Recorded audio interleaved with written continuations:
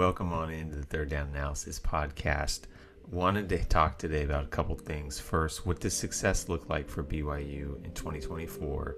And then also want to hit on a rapid fire preview of the Big 12 opponents that I haven't covered yet.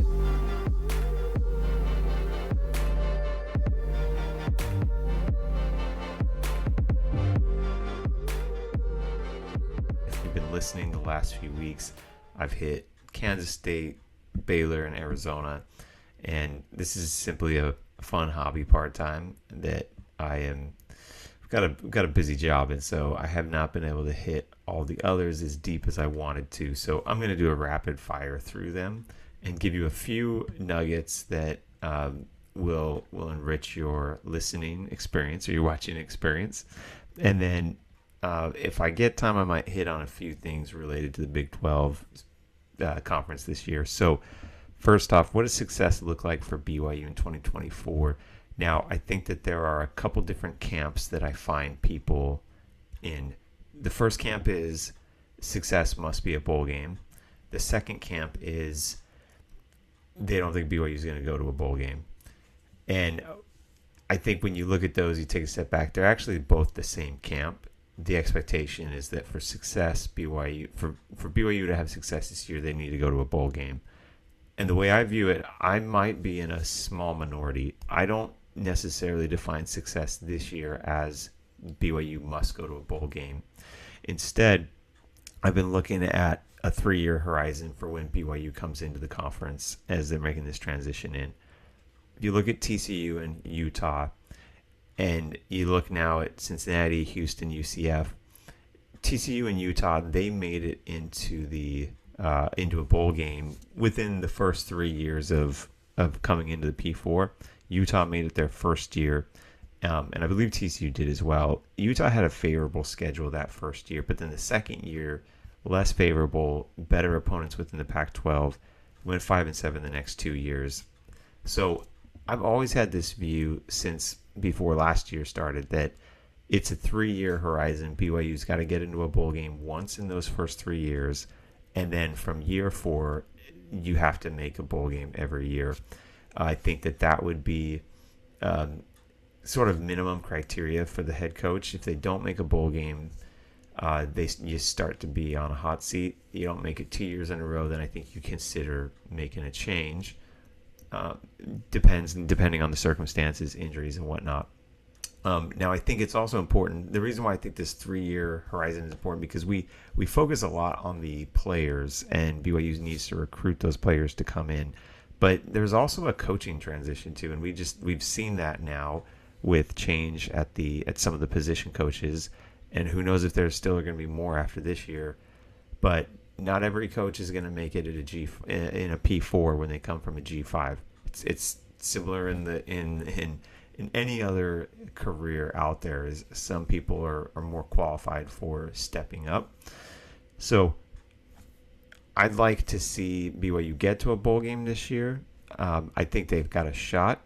If they beat Baylor, then if they beat Kansas State, which I think is going to be.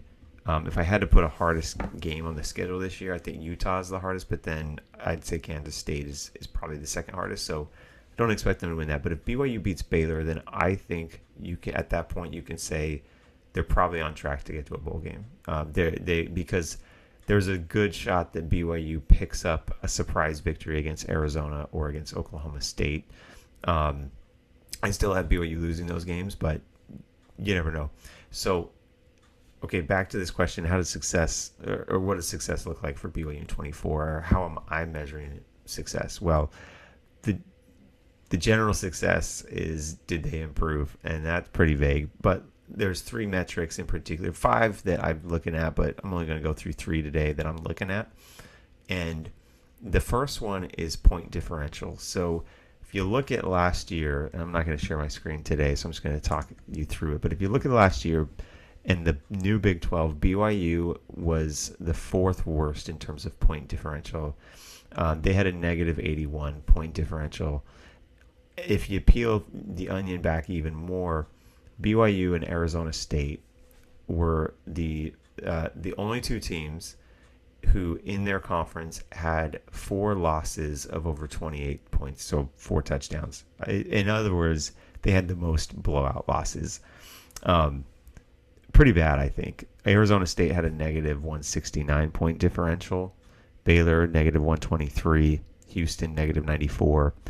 So Houston, there were 3 other teams ahead of BYU that had a negative. That was Colorado at negative 80, Cincy at negative 71, and Texas Tech at a negative 2. Interestingly enough, Oklahoma State had a 34 point differential, so they were the lowest positive point differential team, which if you think back to their season, and I'll hit on this in their brief preview, but they were all over the place. They lose to South Alabama and Iowa State, so they're 2-2. And then they go 6-0, including wins over Kansas State, Kansas, and Oklahoma against Bedlam. And then they lose to UCF by 42 points. And then they come back, beat Houston, and then we know the game against BYU. It was a tale of 2 teams, and that was essentially Oklahoma State the whole year. You look at Kansas State, they had the best point differential in the conference. They were a 200-point differential. And if you look closer at their week-to-week, they were really good. They had an 8-point loss to they had it was a 3-point loss to Missouri, and then they had an 8-point loss to Oklahoma State, a 3-point loss to Texas, and a 7-point loss to Iowa State. So Kansas State lost their 4 games by all within one possession. Oklahoma State, they lost. They were actually 4-1 in games that were decided by a possession or less, and BYU circling back to BYU, you know how those games went. I don't need to bring us back to that traumatic experience of can they get through the first quarter, can they get through the first drive, can they get through the first play without coughing it up in a really painful manner. Those were painful moments. So I look at this because if BYU gets from a negative 81 point differential to, let's call it a negative 21, let's say they're still 5-7, but now their 7 losses are all by 3 points. Here's why I find that they'd still be on the right track, because they went from last year not even being in the games to this year they would be in the games, and to me that sets up for 25 when they can go win those games. And if there's mismanagement at the end of these close games, we can cross that bridge when we get there. It also means that would be a heartbreak city season. I keep using that phrase. I think that's what BYU fans could be in for. We could be in for a lot of heartbreak moments. Kansas State, all those home games, Kansas State, Arizona, Oklahoma State, Utah, Kansas, we could be in all of those games, and we could lose all of those games by a total of 15 points. And that could hurt pretty bad, but I would call that improvement. So that's the first metric I'm watching. The next 2 metrics I'm watching is something that if you listen to Joel Klatt, I think he's one of the best voices out there. He looks at yards per play, and so I pulled some data here. And if you look at, we'll talk about offensive yards per play, that's the second metric, and then defensive yards per play, that's the third metric. So BYU last year, in 2023, 5.4 yards on offense per play. That was good for 70th best in the country. So they were almost middle of the pack. As bad as their offense was, that's actually pretty good. Now, why do I think they were middle of the pack when other metrics show their offense was pretty bad? They were a pretty explosive team when they did gain yards. It was as if, okay, if they're going to gain yards, they're either going to gain 1 yard or they're going to gain 30 yards. And the problem is that most of the time they're gaining 1 yard. So where would I like to see BYU? Well, the best team in the country was LSU at 7.4 yards per play. The best team in the Big 12 last year was UCF. And Kansas was right there. They were both 6.65 yards per play. So that's a whole yard and a quarter better per play that BYU would have to get to be the top of the Big 12. I don't need them to get there, but can they give me something in the 5.7 yards per play, 5.8 yards per play. That would put them about 35th to 40th best in the country. Now, that is going to require a lot from the offense. Clearly, we all know the biggest improvement that needs to happen is the offensive line. That's going to open up the run game, which is then going to open up the passing game. I think Blaine Fowler, and then if you're not aware, John Beck does these offensive breakdowns. I think they're the best out there for BYU coverage to figure out what offensively BYU could do. So I'm not going to break down the like a strategist, offensive analyst as far as the specifics that BYU can do. Those guys do it, I think, better than anyone out there. So I don't know if John Beck's still making his videos, but I encourage you to go out there and find them. And then Blaine Fowler and after for the review, great. So now defense, flipping to the defensive side of the ball, BYU last year they finished at almost the same metrics. So they gave up 5.4 yards per play on defense, which was good for 67th. So from that metric, they were middle of the pack in both offensive and defensive side of the ball. Now I think that their defense was better than the offense last year. Clearly, we all know that. Where do I think they could go this year? Well, if they wanted to be a top 30 defense, they would need to cut that by half a yard. So they'd need to give up about 4.9 yards per play. That for reference, Penn State was the best. If you go look at several metrics, I mean sacks, defensive pressure rate, yards per defensive yards per play, rushing yards per carry. Like Penn State had the best defense last year. Michigan was fourth best. Utah was sixth best. So that's the thing is Utah is going to be difficult this year. It's hard to say. Iowa State was the second best in the Big 12 last year, and they were at 4.9. So if BYU here's the thing: if their defense gets to 4.9 yards allowed per play, and their offense is about as good as it was last year, I think that's going to put BYU in that Heartbreak City situation where I think they're going to have a real good shot to be in games because their defense is going to keep them in there, and then it's a matter of can the offense find a way to make a few plays. So those are the three key metrics I'm going to be watching. I'm going to, as much as I can during this season, I'm going to try to put out some more content like once a week and give some status updates on where BYU is falling on these statistical metrics because I think they're helpful. Now, the last thing I was going to say about success is it's a less quantitative path for BYU or measure, and that is simply can you show me that you've got a path to 25? If you're not going to go to a bowl game this year, can you show me that there's a path to next year? We can feel pretty optimistic about it. And can you generate momentum going into the year? So if you find yourself 2-7 and you're out of bowl contention, can you find a way to beat Kansas, Arizona State, Houston, and perhaps you at that point you bring in as many of the younger guys who you were going to be playing next year, and give the fans and honestly the AD Tom Holmoe something to really say, okay, we've got something for next year. Or maybe it's that the defense really steps up and is a top 30 defense. You got Jay Hill on staff.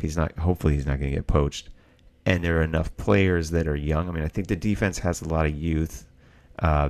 And so those are the type of ways I think if you can build some momentum and show a path to 25, then I'm there. Now, okay, that's my thought on success for BYU in 2024, how I define that. Now I'm going to go rapid fire through these Big 12 opponents because, like I said, I wanted to do deep dives on each one of them, and time got the best of me when it came to my full-time job, which is the most important thing in terms of this or that.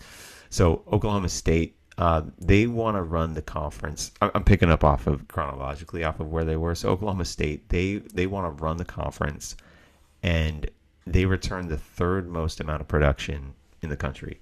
So I'm on the fence with that metric. I think it's really informative. But if we remember BYU in 2022, they were, I forget, top 10, or they even had the most returning production, and it didn't pan out that way. So, and given the way that I walked you through Oklahoma State's schedule earlier, they won a lot of close games, which could mean that, hey, this year they're better. They bring back a lot of guys. So the question is, did they develop? I don't know. They've got their Bowman, their quarterback, coming back. He threw for over 3,000 yards. Ollie Gordon, we all know who he is, best running back in the country. And then they bring back two receivers who got almost 1,000 yards each. So I think the question is Oklahoma State really who we think they are? Because if they are, then I won't be shocked if they win the conference. But if they're the same guys that they were last year, then they might lose a head scratcher or two. We'll see. I think BYU's been good in return games. They beat Arkansas in 23. They beat Baylor in 22. So I'm going to find myself that week. I'm going to find myself trying to hold back the excitement, but I'm going to find myself really thinking they got a shot to upset. So we'll see. Now, UCF the next week, BYU flies out there. KJ Jefferson's going to be really good this year. He wasn't as good last year because Arkansas didn't have a run game and their offensive line struggled. But if you look at 21 and 22, where they did have a running game, plus they had a new offensive coordinator last year. So in 22 and 21, when they had offensive running game, which opens up the offensive play for offense for him, he was over 3,000 yards cumulatively between the ground and the air. So they've got R.J. Harvey at UCF. He was one of the best running backs not spoken about last year. He had over 1,400 yards rushing. I think he averaged like almost 6 yards a carry. He's a little bowling ball. So BYU's going to have a really hard time stopping him. Plus, if you look at their recruiting, the average player rating from 24/7, their recruiting has really been picking up strongly. They're almost at a high 3-star that they're recruiting. They're almost the best in the conference. So now the scheduling is interesting here because BYU is going to be in Provo for a month straight before they go out there. And it's right in the middle of a brutal schedule because they've just finished Arizona, Oklahoma State, and then they go all the way out to Orlando, and then they come back and they got to bye, and then they play Utah. So I don't know if this is a scheduling favor or a schedule loss for BYU. We'll see. I think that's going to be a hard game. I have UCF winning. And then we got Utah. We got a bye week, and then we got Utah November 9th. Cam Rising threw for over 3,000 yards in 2022. And I've always thought when Utah has a good quarterback, like not just a serviceable quarterback, but actually a really good quarterback, that's when that team is at their best because the defense is great. Now, I was also looking at their recruiting. It's average player rating. They're almost the best in the Big 12. So, I mean, they literally are bringing over almost the best talent. It's hard to hear that as BYU fans, but it's true. Now, what's interesting is Utah they were the first or second worst in the new Big 12 at giving up the explosive passing play, and they had a couple corners. Some of their secondary is gone, so that's going to be an interesting area of the game to watch. Is can BYU exploit that? So I think this is going to be. It's either going to be a close game, or BYU or Utah's going to blow BYU out. That's my gut there. We could talk forever about that. Now, Kansas, Jalen Daniels is the story here. If he's healthy, I have Kansas in the Big 12 title because you look at their schedule, they avoid, and I don't have it offhand right now, but they avoid Kansas State, they avoid Utah, they avoid Oklahoma State, I think they avoid Arizona as well. So they avoid most of the big dogs in the conference, if you will. And they return a very talented defense, and they got Grimes at the new offensive coordinator position. So I think if Jalen Daniels is healthy, the Big 12 is really loaded at quarterback position this year. But he's another guy. Like if Kansas goes 11-1, I would be shocked if Jalen Daniels is not getting Heisman buzz. Not that he would win it, but that he's not getting buzz in consideration for going to New York because he's got one of the best completion percentages. He's in the 70s. He can't finish the season. So that's the big thing there. Now, Arizona State, I already mentioned, they have the worst point differential in the Big 12. They've got a rotation of people at the quarterback. They've had people transferring in and out. Jaden Rashada, Jacob Conover. when I was doing some digging around some of those fan boards in Arizona State, they're saying that Kenny Dillingham, he's been distracted by off the field stuff, recruiting or NIL, etc. So my gut says that if they don't do that well this year, I think he's already on the hot seat. He could be gone. I'm not one to advocate for coaches getting fired because I don't want to advocate for anyone to lose their job. I'll let the people who make those decisions be the one to make those. But anyways, this to me is either a trap game for BYU because they're coming off all those difficult games, or this is a BYU blowout because we all know it's going to be a quasi home game. I've got some friends down in that area, and ASU is not known right now for packing their stadium, and it's a shame that they changed their name from Sun Devil Stadium. I mean, that was like one of the best names out there, and nonetheless, Houston, the last game, I think this is a game of who wants it more. Houston was good on offense last year. They were pretty average on defense. Willie Fritz comes in as their new coach. We know him because he was good at Tulane the last 2 years, but it took him 6 years before they had a really good season, and he actually had a 2-10 season in there too. So he wasn't he didn't come in and light up the place at Tulane. So I'm not expecting him to come in and light up the place at Houston. Houston is honestly, when I look at the 4 schools that the Big 12 brought in, I think each one of those has the potential to be a giant in the future. But if you can all have all the potential in the world. If you don't capitalize on it, then you're not going to happen. So that's today's episode. I've got to run, but as always, leave feedback, leave any thoughts. I appreciate any insights you've got. My goal here is to try to share, do some of the data analysis and some of the digging, and then share some of the stories behind the numbers that I'm finding, and give that to you. And thank you for joining in, and hope you have a great night.